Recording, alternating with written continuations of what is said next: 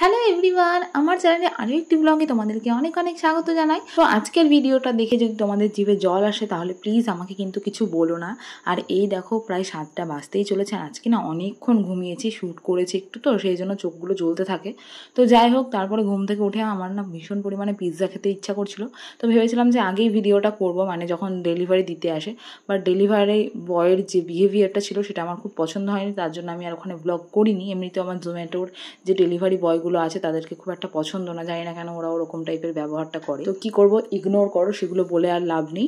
তো এই যে আমার পিৎজা চলে এসেছে, আর আজকে না আমি পুরো ঘরে একা। আমি ভেবেছি যে আমি নিজেই খাবো, আর কাউকে দেবো না, এমনকি চিঙ্কিকেও আজকে আমি বাইরেই রেখেছি। তো দেখো আমি প্যাকেটটা আর কি থেকে পিৎজাটা বের করতে পারছিলাম না, সেই জন্য জাস্ট ক্যামেরাটা একটু অফ করে বের করে নিয়েছি। আর সাথে দিয়েছিল অরিগ্যানো আর একটা নতুন ধরনের সস ছিল, যেটা এই প্রথমবার দেখলাম এই পিৎজার সাথে।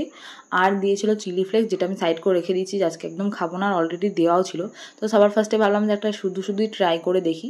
তো আগে তো যখন চিকেন খেতাম তখন চিকেন পিৎজাই অর্ডার করতাম, বাট যবে থেকে ভেজিটেরিয়ান হয়ে গেছি আর কি, তবে থেকে আমি পনির পিৎজাটাই অর্ডার করি। তো তোমাদের দাদারও কিন্তু পিৎজা খেতে খুব ইচ্ছা করছিল, বাট ওদের ওখানে এখনও ডেলিভারি যায় না।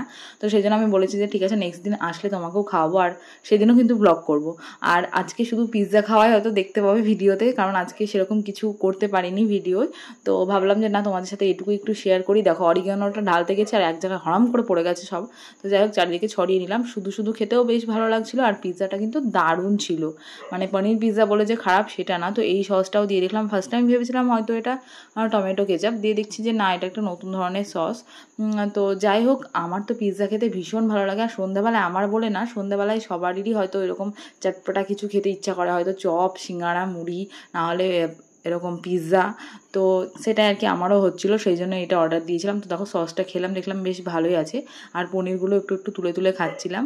আর ভাইকে বেলা করিনি, ওর সাথে আমার একটু রাগ হয়েছিল, তো সেই জন্য। আর আজকে প্রথম আমি মানে 5টা পিৎজার স্লাইস খেয়েছি, আর চিঙ্কির জন্যও রেখেছি। তো চলো চিঙ্কিকে এবার দিই। আর ও দেখো গেটের কাছে দাঁড়িয়ে আছে অলরেডি।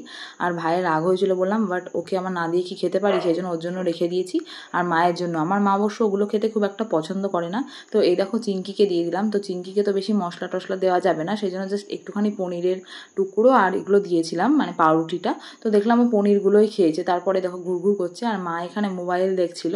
তো মাকে একটু দিলাম, যেমনটা বললাম মা খুব একটা ভালোবাসে না, তবে বললো কি যে না আজকে বেশ ভালো লাগছে।